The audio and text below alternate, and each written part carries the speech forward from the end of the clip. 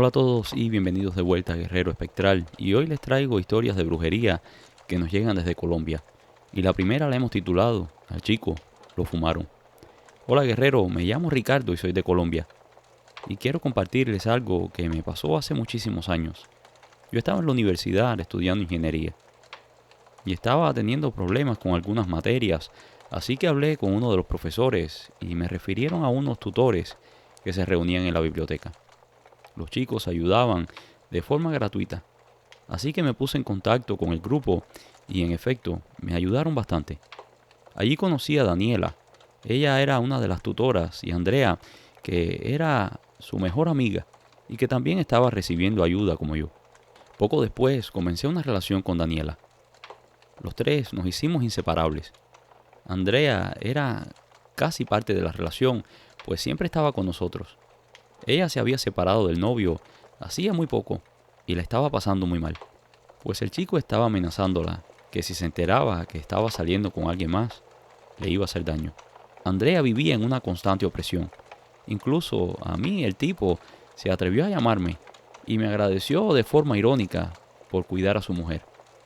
El comentario me pareció fuera de lugar y le dije que a mí me dejara fuera de su drama, que Andrea era una buena amiga y que superara eso, que ya no estaban juntos. El tipo se puso medio molesto, pero yo no le iba a seguir el juego. Una tarde recuerdo que estábamos en la casa de mi novia Daniela, cuando el teléfono de la casa comenzó a sonar. Sonaba sin cesar. Era el exnovio de Andrea, que quería hablar con ella. Andrea le pidió que la dejara en paz y después que colgó el teléfono se echó a llorar. A la media hora otra vez el teléfono. Esta vez la madre de Daniela respondió y le dijo un montón de groserías al tipo y lo amenazó. Le dijo que estaba jugando con la persona equivocada. La señora cortó la llamada y salió de la casa como un rayo. Volvió un rato después con una bolsa de papel. La señora le dijo a Andrea que la acompañara a la habitación y escuché que la señora le preguntaba el nombre completo del chico. Poco después, un olor a tabaco, a puros, inundó la casa. También podía escuchar perfectamente cómo la señora hacía unos rezos. No quise parecer chismoso, pero finalmente le pregunté a Daniela qué era aquello, y me dijo que su mamá se estaba fumando al chico. Le pregunté qué era eso, pues nunca lo había escuchado, y ella me explicó que es un tipo de ritual que se hace con tabacos o con puro cuando quieres castigar a una persona, aunque también tiene otros usos, como es hacer que una persona piense en ti, incluso se pueden hacer amarres con él. Aquello me pareció un poco raro, pues nunca había estado expuesto a nada de brujería, pero no pensé mucho más en eso. El caso es que poco después que la mujer se fumó el puro, el chico dejó tranquilo a Andrea. Días después, Andrea me comentó que ya el chico la había dejado tranquila, que no se metía más con ella. Yo pensé que tal vez había sido la propia reacción de la madre de Daniela que finalmente lo había hecho entender que estaba molestando. Poco tiempo después, las cosas entre Daniela y yo comenzaron a ir bien mal. Era un poco celosa y estaba siempre al pendiente de donde yo estaba, con quién andaba y lo que hacía. Al principio aquello incluso no me molestaba y me parecía bonito que estuviera tan interesada en mí. Pero después, la verdad, comenzó a ponerse incómodo. Recuerdo que una tarde yo estaba en la casa y ella me llamaba con insistencia. Quería que yo pasara tiempo con ella. Yo no me sentía bien. Era uno de esos días en los que uno solamente quiere estar echado en la cama viendo un poco de televisión y no salir ni hablar con nadie. No tenía una razón en particular por sentirme así, pero solamente quería estar allí tranquilo. Ella se puso brava porque no fui a su casa. Poco después vinieron mis primos a verme a mi casa y ahí estuvimos hablando un rato. Uno de ellos fue hasta el mercado y trajo unas cervezas. Allí estábamos pasando el rato y tomándonos las cervezas cuando apareció Daniela. Aquello le enfureció muchísimo. ¿Cómo me atrevía yo a rechazarla? A no querer pasar tiempo con ella en su casa. Y sin embargo, ahí estaba, riéndome y tomando con aquellos chicos. Traté de decirle, pero ella no entendió. Y allí me dijo que las cosas entre nosotros se acababan. que no quería más nada que ver conmigo. Yo respeté su decisión y no dije nada más. Le dije que por mí estaba bien, que si ella sentía que era mejor terminar la relación, que yo no la iba a forzar a nada. Días después, parece que recapacitó y comenzó a buscarme una vez más. Yo le dije que no, que mejor dejar las cosas así, que yo no quería estar en una relación de aquel tipo, una relación tóxica, en la que yo no podía ni siquiera tener un tiempo ni un espacio para mí, que era mejor dejar todo así, pero que de todas maneras podíamos ser amigos, que yo no tenía nada en contra de ella, que por el contrario, yo la quería mucho y que sabía que era una muy buena persona, pero hasta ahí, ya no daba más para una relación. Mi respuesta no le gustó para nada, y un poco que en son de amenaza me dijo que aquel rechazo lo iba a pagar caro. Yo le dije que no la estaba rechazando, que solamente pensaba que mejor nos diéramos un tiempo y dejáramos las cosas así. Los meses pasaron y aunque nos vimos un par de veces en la escuela, no salimos más ni tuvimos más nada que ver. Andrea comenzó a acercarse a mí. Yo siempre pensé que lo hacía como amiga. Incluso un par de veces salimos a comer en plan de amigos. Siempre. Nunca hubo ningún tipo de interés amoroso entre ella y yo. Por lo menos de mi parte. Pero aparentemente ella sí estaba enamorada de mí. Y en una de esas salidas me confesó que me quería y que quería algo conmigo. Yo le dije que lo sentía mucho porque no podía tener una relación con ella. Después de todo, ella había sido la mejor amiga de mi novia y se vería como algo muy irrespetuoso que nosotros tuviéramos algo. Era como si básicamente nosotros hubiésemos estado interesados el uno en el otro desde que yo estaba en la relación con Daniela. Ella trató de convencerme de que no tenía nada que ver, que ya aquello había pasado, pero igual yo preferí no tener ningún tipo de relación con ella. Poco después conocí a otra chica llamada Carolina.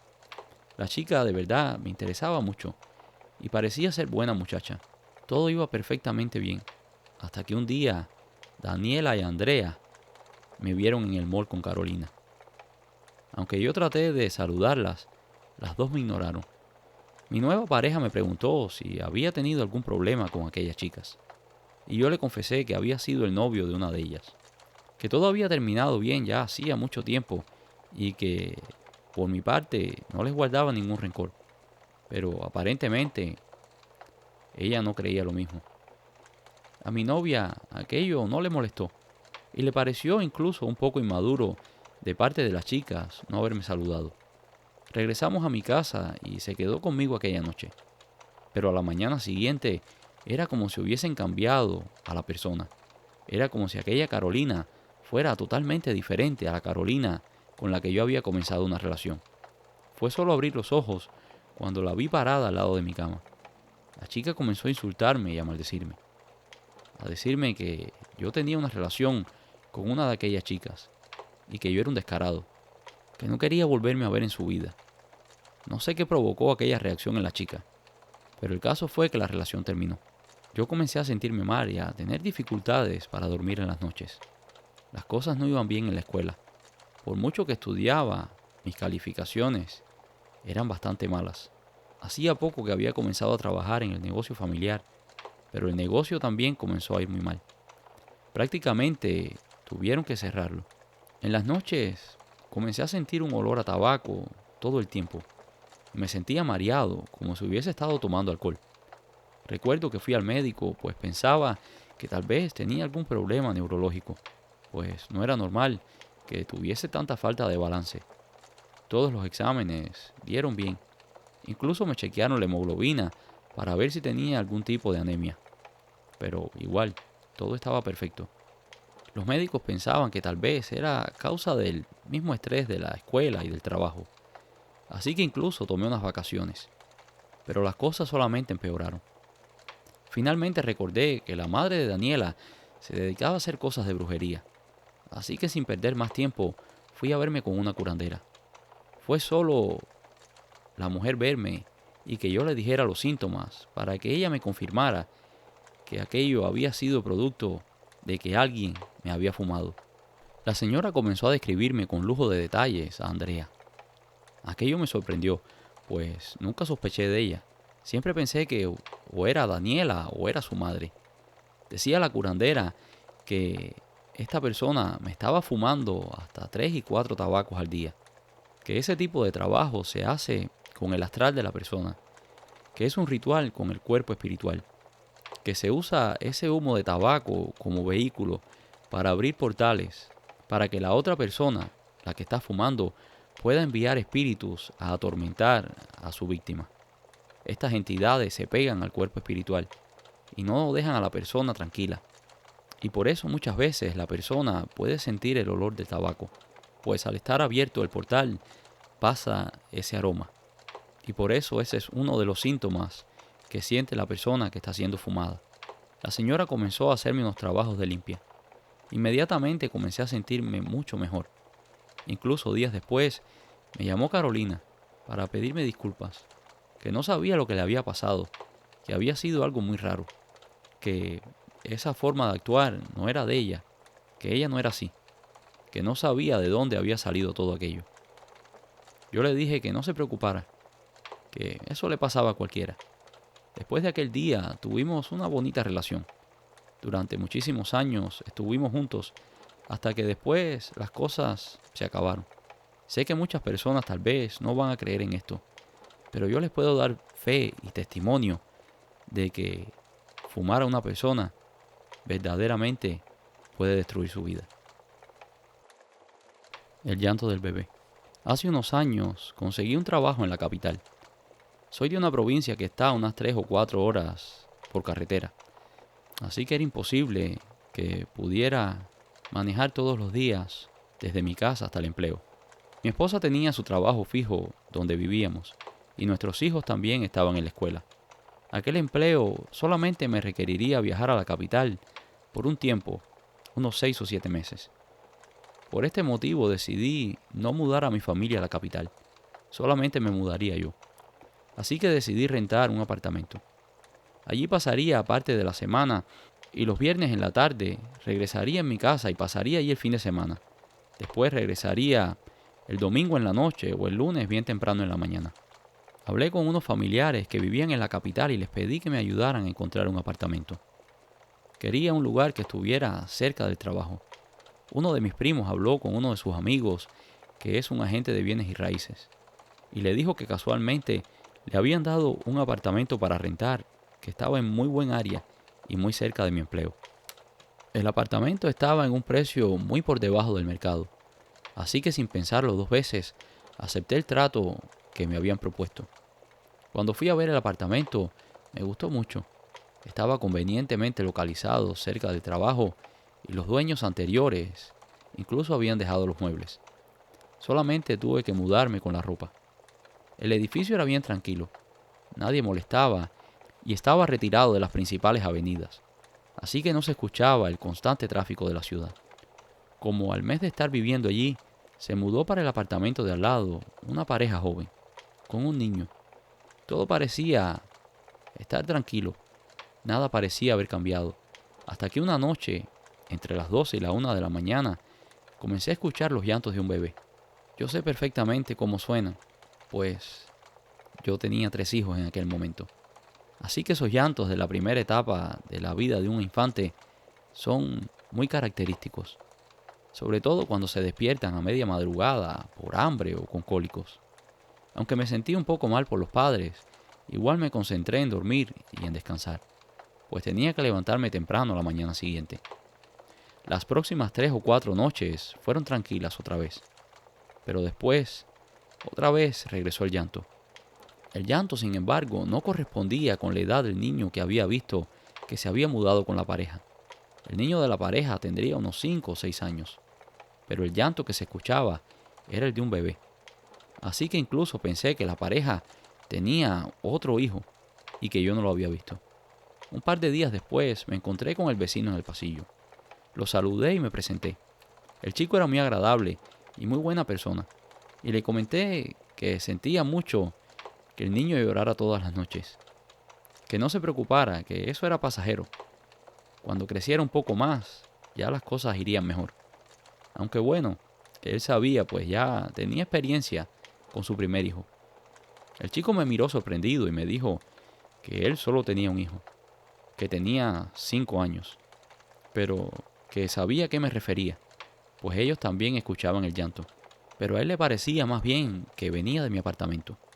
Yo le dije que no, que estaba allí solo. Le expliqué que estaba en la ciudad solo por trabajo, solo por un tiempo. Después nos despedimos y cada quien se fue a su casa.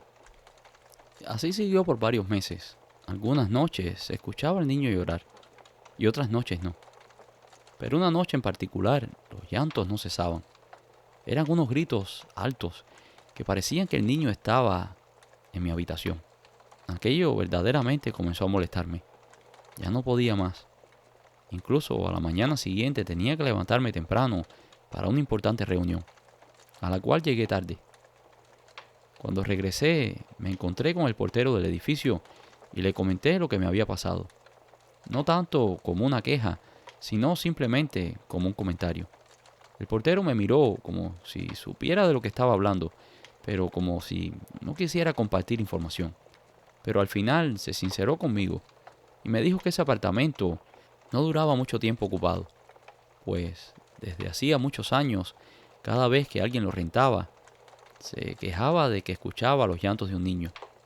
Había incluso una leyenda en el edificio que en aquel apartamento hacía muchos años, mucho antes incluso de que él comenzara a trabajar en el edificio, un niño había muerto en extrañas circunstancias. La madre decía que el niño había muerto ahogado por su propio vómito, pero el forense determinó que el niño había sido estrangulado. Se decía que la madre había cometido aquel terrible crimen para deshacerse del niño, pues se había convertido en un obstáculo en la nueva relación que había comenzado. Había conocido a un hombre soltero, pero que no quería hijos. El padre de la criatura los había abandonado cuando ella estaba por dar a luz. A la madre la procesaron y fue condenada a 30 años de prisión. Pero dicen que murió en la cárcel poco después, en extrañas circunstancias, mientras cumplía su condena. No voy a mentirles, aquello un poco que me impresionó, pero después me senté y pensé que aquella pobre criatura lo que estaba era pidiendo ayuda de la única forma que sabía. Así que recordé que mi madre siempre me decía que cuando hay este tipo de manifestaciones, uno debe ponerles una luz al espíritu y un vaso de agua, y hacer oraciones por ellos. Esa misma noche encendí una vela y puse un vaso con agua, y le recé a Dios para que le mostrara la luz a aquella pobre criatura. También fui a una iglesia cercana y le pedí al Padre que hiciera una misa por aquel niño difunto desconocido. El Padre estuvo de acuerdo y prometió tenerlo también en sus oraciones. Después que hice todo aquello, nunca más se volvió a escuchar el llanto del niño, por lo menos en el tiempo que yo seguí viviendo allí. Muchos años después, todavía recuerdo en mis oraciones y le pido a Dios por el descanso de aquel pobre niño. Y esto es todo por hoy, espero que hayan disfrutado de este video. Si lo hicieron, déjanos un like y si no lo has hecho todavía, por favor suscríbete. Muchas gracias y nos vemos en el próximo video.